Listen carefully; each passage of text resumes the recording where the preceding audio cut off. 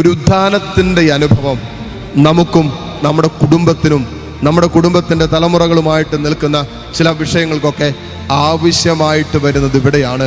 ചില ഉത്തരം കിട്ടാതെ നിൽക്കുന്ന പ്രതിസന്ധികളിൽ നമുക്ക് വിടുതൽ കിട്ടേണ്ടതുണ്ട്.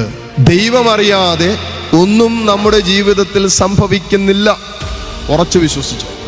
എന്നാൽ എല്ലാം ദൈവം അനുവദിക്കുന്നതല്ല.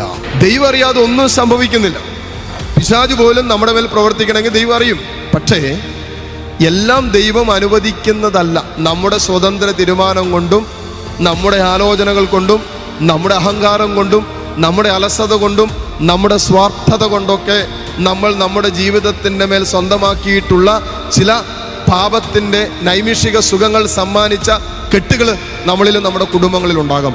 അതൊക്കെ ഈ ദിവസങ്ങളിൽ ഉത്ഥാനത്തിൻ്റെ അനുഭവത്തിലേക്ക് പ്രവേശിക്കുമ്പോൾ ആ കെട്ടുകളും ഈശോ പറഞ്ഞതുപോലെ